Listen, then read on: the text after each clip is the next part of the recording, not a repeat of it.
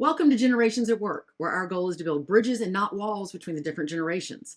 Today, we're going to explore how do we create that safe space for Gen Z and manage those mental health issues.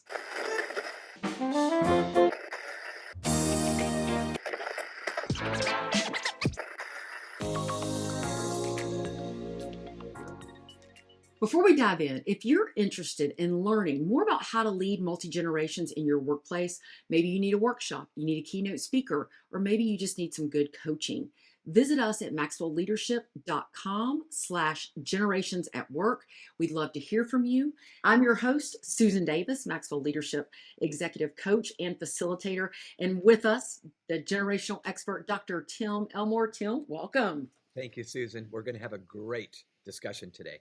We are diving deep into Tim's new book, and if you do not have it, you need to get it. I'm telling you, I use it all the time. But Tim's new book is "The Future Begins with Z." These are 9 strategies to lead Generation Z as they disrupt the workplace. And Tim, you've told us this stat before: 75% of the workforce is Gen Y and Gen Z. You are missing out if you do not learn to lead this generation well. And you can order that book. Tim, you've also, of course, value added again. You've put a lot of resources there at thefuturebeginswithz.com for the audience to download and access. So grateful for this book. It really is changing the space and how we lead this generation, which I think has huge promises ahead. So thank you for that. Thank you for that. Absolutely. So most people and most groups and organizations that I work with, this topic comes up all the time. And a lot of people, if you're working with this generation, you've probably seen it, right? Most of us have seen these mental health challenges. Why? Why are we seeing this more and more? Yeah. Well, my answer to that, if I'm going to be accurate, is it's a perfect storm of several elements, not just one. We often want to just blame the pandemic that caused anxiety, but this anxiety was growing well before the pandemic ever hit in 2020. I think it's a combination of the smartphone that came along to connect us, but it's now not as much about connecting, but as much as performing. People are performing on TikTok or whatever, Yeah. and now we have the pressure to get likes and clicks and views and shares, and True. that's just created anxiety. I think also culture itself, the uncertainty of our world right now seems to be at an all-time high. I'm sure that's not true. I'm sure the Great Depression was as Mm-hmm. bad or worse. But now that we got this smartphone telling us how bad the world is, we Really. feel it. Dr. Mark McDonald, an MD, told us that he has never seen anxiety and depression numbers this high, not in his lifetime. He says, in fact, I'm going to quote this directly. He Yes. says, the mental health problems are ones I have never seen before, not to this extent. Anxiety is up 300%, depression up 400%. And he said most of the behavioral problems, both at school and at work, with the next generation are a result of these challenges I just listed. So, real quick, Susan, before we go on, Amy Edmondson out of Harvard University did us a real favor. She introduced this idea of safe places, creating a Okay. workplace that's psychologically safe. Okay. What she meant by that was it was a place where you're not going to be gaslighted by a boss who is Mm-hmm. making you feel stupid for even thinking the thought you just had, or making you feel troubled for not knowing certain Mm-hmm. terms or acronyms at the workplace that Mm-hmm. nobody has any idea what they are anymore. Yeah. But a safe place is not minus conflict. Conflict is normal, it's neutral, and it actually can be very, very good. Safety means we can have that conflict and nobody's in danger of being fired on the spot, or Mm-hmm. I'm going to make you feel stupid, or anything like that. Mm-hmm. And by the way, that candor is two ways.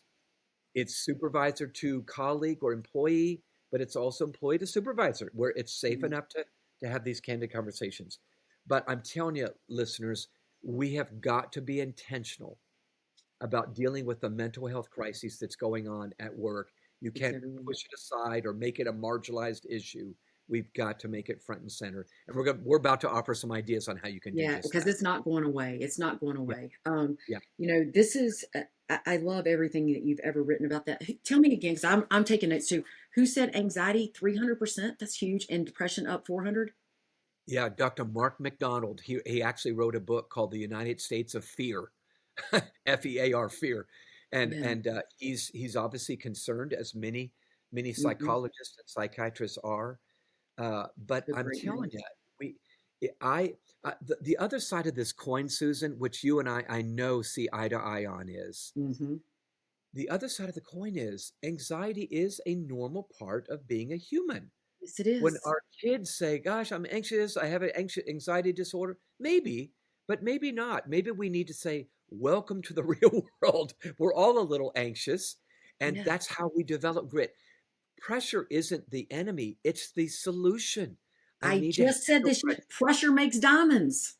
Yeah, that's exactly right. That's Yes. exactly right. Yes. So both sides of the coin are true. We need to Yeah. balance them both as leaders. Yeah, All right, so let's give the listeners some practical things to yeah. look for. What are some of the symptoms when we see mental health problems in the job? What are we seeing? Yeah.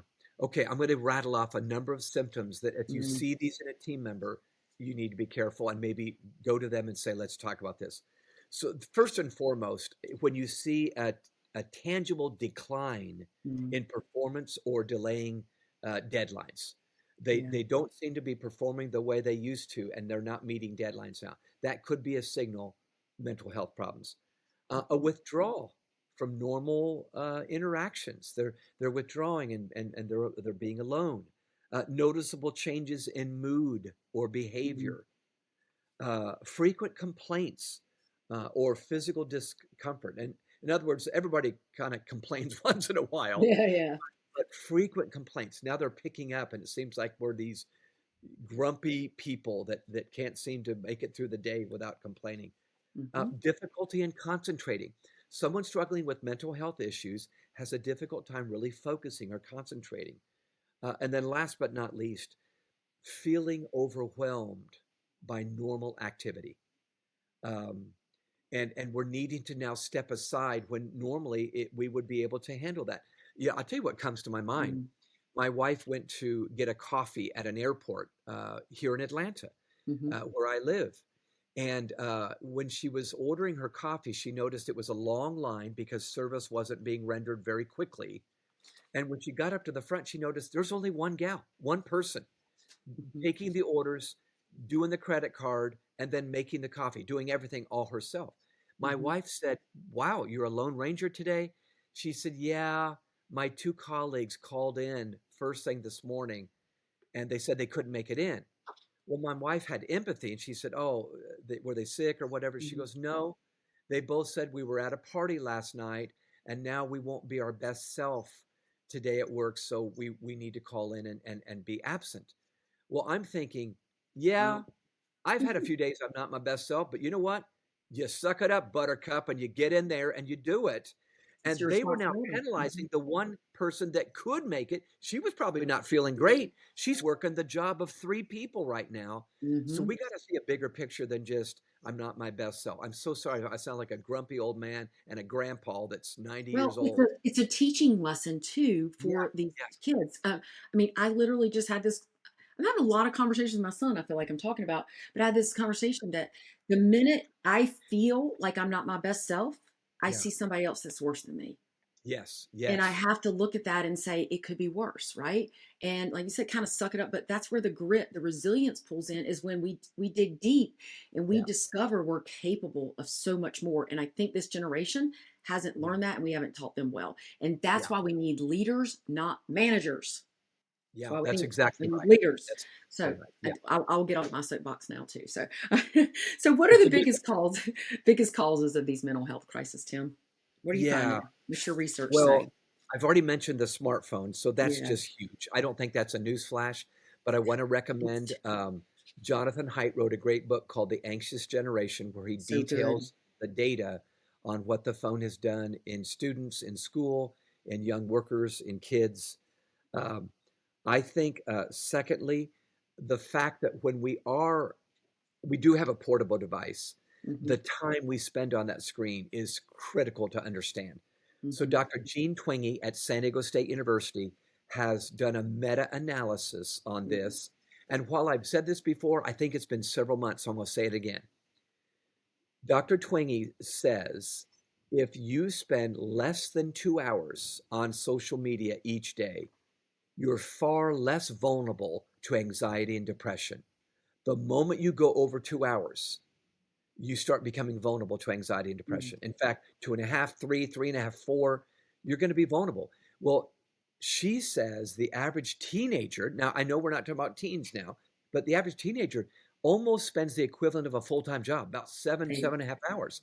So you're imagining, hearing that, of course they've got well, overwhelming, anxious feelings going on inside. So part of the dilemma is how we handle those portable devices at work. Maybe we say, don't bring them to the meeting. Let's talk face to face. I don't know, mhm. but we're going to have to come up with some answers. Well, Tim, even if that is teens, teen behaviors lead to adult behaviors, Yeah, right? that's They, right. they Yeah, usually escalate. So, which goes back, and I was just taking note of this, of anxiety increasing. And that's probably why we're seeing 300% anxiety increase yeah, and 400% depression increase, which correlates right back to this meta yeah. analysis. Yeah, it does. In fact, let me volley back one more thought. I think while the smartphone, was Hmm. designed to connect us, it's actually isolated us just Hmm. as much. So Yeah. another reason for the anxiety and the mental health issues in our culture today, drum roll please. I'm telling you, this is huge, but we don't associate it. Loneliness. Mm, We have become a nation and maybe a world, but let's just talk about the US right now, that is isolated. Now you mm, would say, no, we're not. We're going to work. We're doing this. We're doing that. mhm. But folks, we're not experiencing community the way we once did centuries ago. So a sociologist by the name of Dr. Robert Putnam wrote a book called Bowling Alone. Isn't that a great title? Bowling Alone. Uh, Way back in the year 2000, he was already seeing what screens were doing to us. But he was noticing uh, membership in civic clubs or churches or organizations or affiliations was dwindling severely. Hence the mm, name Bowling Alone. I may go mhm. bowling all by myself. All by I may myself. go to a movie all by myself. I don't know if you know this, but there are now restaurants in Europe for parties of one. Oh, It's I only, love that idea. That's how yeah, I had when I was younger. No, I had to figure that out. I had to be comfortable with myself yeah, to be, that's right. you lead yourself well before you can lead anybody else well, Yeah, right? no, you're exactly right. But the downside of that is Not when too I meet much. community, yeah. Well, let me share some data that is so intriguing to me. Love this. So researchers looked at this dilemma of PTSD, Hmm. the person that says I've been traumatized by something that's happened in my past. And they started studying soldiers who were returning from military service. And of course, the assumption was, oh, you faced combat, maybe over in Hmm. Iraq or Afghanistan, and when you came back, you were triggered by the bullets and the bombs you Hmm. just faced. But Susan, they then realized that people that had served in the military who never saw combat were experiencing the same Experiencing. level of trauma. They worked behind a desk and never saw combat. They were experiencing PTSD. And that's when they finally drew this conclusion. It wasn't so much the artillery that was doing it, it was the return to a society that was so isolated, Mm. so lacking uh, deep, vulnerable, transparent relationships. And I don't know. I just, Well, when you well, let me just just, said that, yeah, we work with a yeah, lot of military groups, and it's almost like a family when you're there. You're relying on each other. And yeah, I think that's back to right. Vietnam, even they had that community, but when they come back here and it's not understandable to people, they feel isolated and alone. And I think you could equate that to anybody. You work with a team that's really good, and all of Yeah, a sudden you're on a team that's not.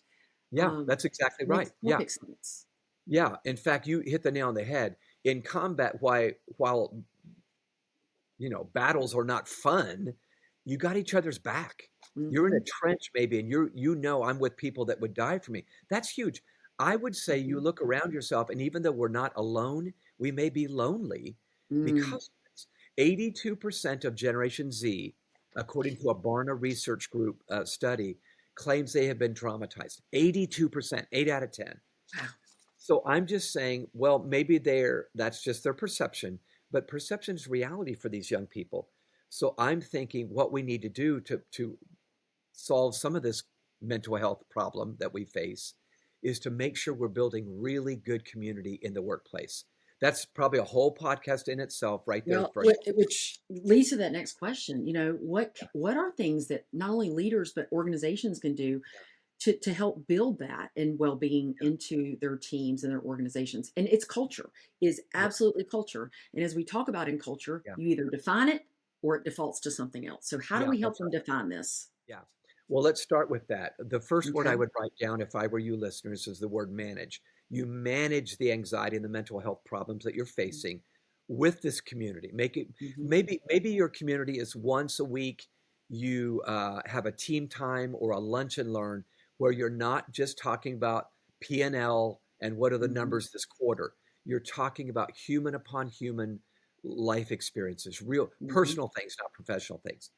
Another way to manage, going back to that word manage, is maybe you chat with your team member and you encourage them to see a counselor. Maybe they need to see a therapist who helps them. And maybe some of the management is meds. I think Mm-hmm. medication should be a first resort, but maybe it's a last resort where both of my kids were raised in a pretty good home. Both parents are there. They had plenty of food and clothes, but both have wrestled with mental health issues that was a result of they need to get their And chemicals Tim, balanced. mental health is a disease like high blood pressure and Yeah, diabetes and heart yeah, disease. And yeah. we have to get around that you're not weak if you're having mental health Yeah, issues. that's They, right. they can be treated. Yeah, no doubt about it.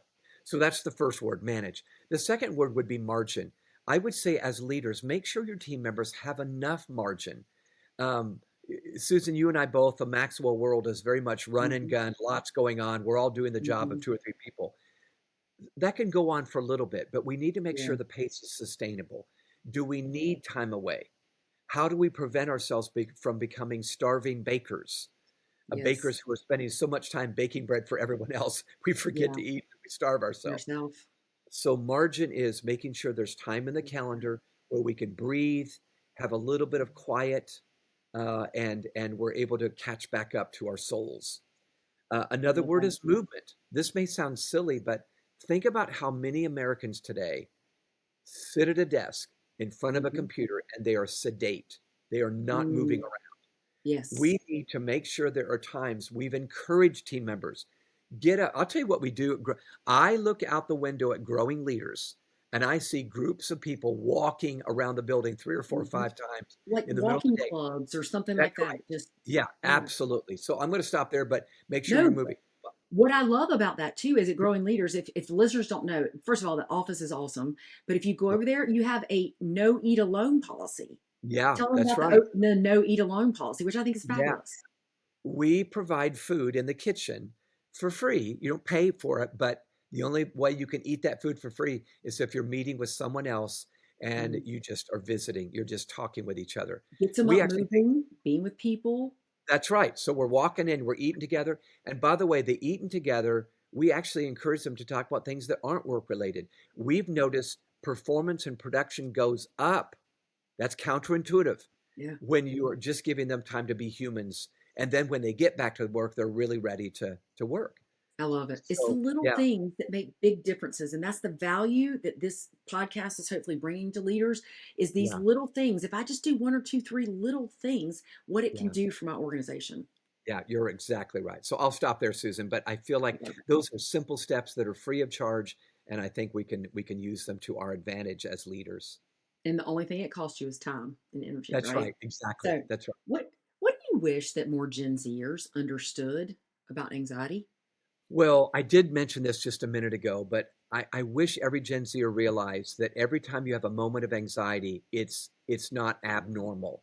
This is the Hmm. normal part of being a human on planet Earth, Hmm. particularly in the 21st century. I also wish they knew that doing the work to build a community with other generations, that's our whole Hmm. theme in this podcast, will actually be a plus, not a minus for this anxiety. Hmm. So is it more work to talk to a person that's 25 years older than you? Yeah, of Yes, course. it is. But what you gain is far worth it. It's well worth it. So being willing to do the work Hmm. do a personal exchange face to face with someone that's very different from you actually could be a plus. That's what I would say.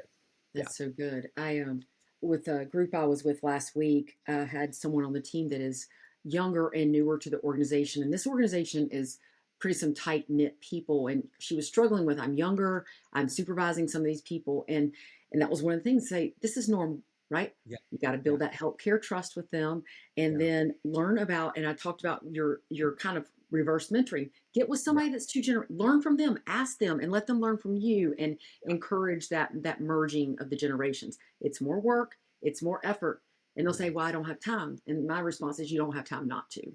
That's right. Yep. You You're don't have so, time." so right. So good, so good. So how do we make the most of all this trauma, all this hardship? And I think that there's always a lesson, right, Yeah. in the hardships. So how do we do Yeah. that? A couple of big ideas. The first one is, as leaders, I think it's important to know how to lead in the midst of anxious people. Mm, So let's just say you're a leader, you're a department head, or maybe you're the CEO, but you've got a group of people and you can tell they're just a little bit stressed, maybe overwhelmed right now. mhm. I think it's important to keep three thoughts in mind. When you're leading anxious people, always cover personal items before work items in a meeting. Mhm. So what that means is I'm showing them I'm tending to your personal well-being for a Care few about minutes them. before I Mhm. jump to, hey, are we crunching our numbers? Are we meeting our numbers this week? So I remember, Susan, in the pandemic, we all were sent home late March 2020. And I looked on the Zoom screen and saw all those team members. And I thought, they don't need me to jump in and say, well, now we're going to have to work extra hard to meet our Yeah. numbers. What Yeah. they needed me to say is, hey, are you guys okay? Man, this is weird, isn't it? They needed me to be a human. So cover personal issues before work. And here's the magic. If you do that, you'll find they'll lean in to do the work stuff because they realize their boss leaned in to Cares do the about them. personal stuff. Yeah. And that's what Show me John you love tells us, right? people. People over process all the time. Yep, Level two that's right. leadership. That's right. Yep. Number two, I think the second thing, it's important if you're facing some hardships Hmm. to cover hard items before easy ones. Let me explain why. Yeah, that's good. Your people are not dumb. So if they know they're about to get some bad news coming down the pipeline, don't go, oh, everything's awesome. Isn't this great? We got a really, we're super. No feedback sandwich here. We're not Oh doing my that. gosh, they Yeah. can see it coming. I think they love a boss that says, I'm going to keep it real right now. Hmm. We've got some hard stuff we need to face. And then we can end our conversation with some good news, where there's always some good news to report, but hard before easy lets them know you can trust me, I'm being honest with me, and we can go on this journey together. The third item here is when people are anxious or stressed, cover the big picture before you do the details. If Yeah. you start sharing details first, they can get lost in the jigsaw puzzle. They Okay. all are a piece of the puzzle, right? If you ever try to put a jigsaw together, maybe it's 1,000 pieces Yes. We got without to the start the box top, outside. you got to look at the box top before you have Yeah. any hope of doing that jigsaw Hmm. puzzle. So, bosses or leaders that say, let me give you the big picture. Here's where we are. Here's where we're going. Then you can share. Now, Nancy, your piece of the puzzle is this. Bob, yours is this. I'm telling you, this is how our amygdala does better in our Hmm. brains.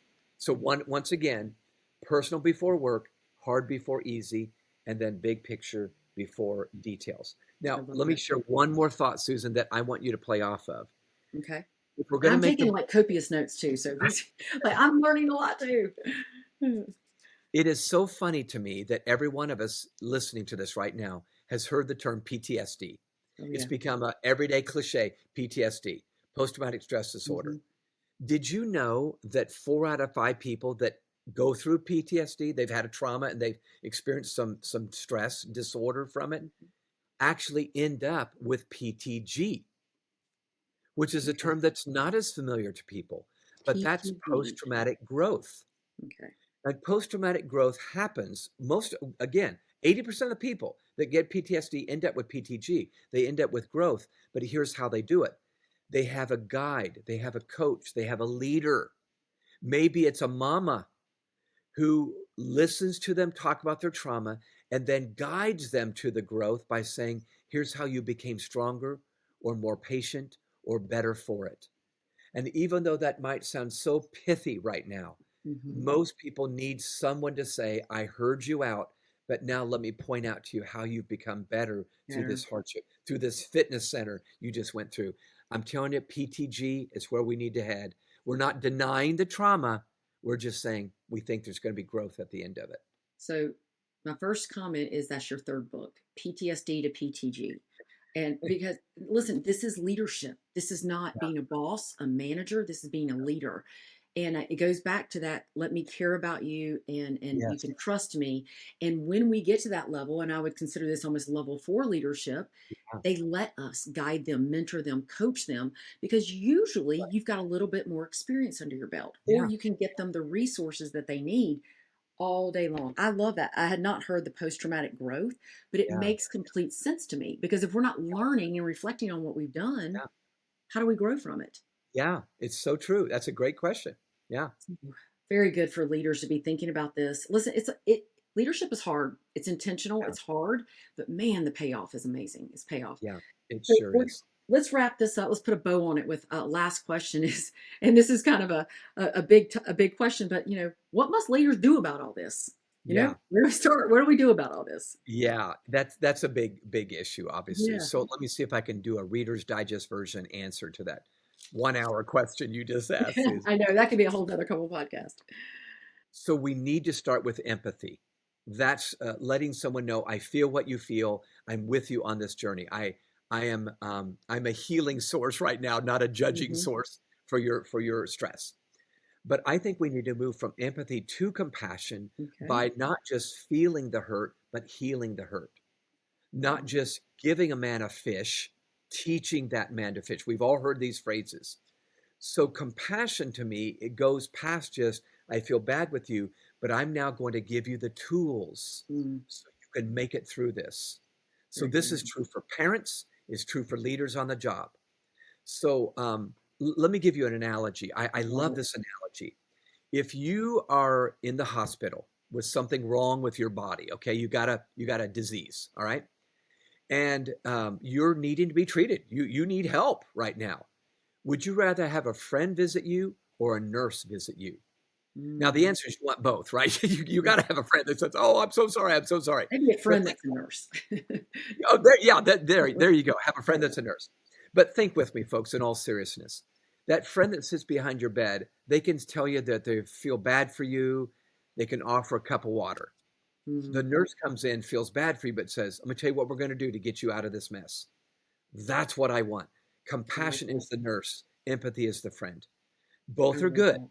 but we've got to be the ones that are equippers. That's what Maxwell leadership's all about, equipping, Mhm. equipping, equipping.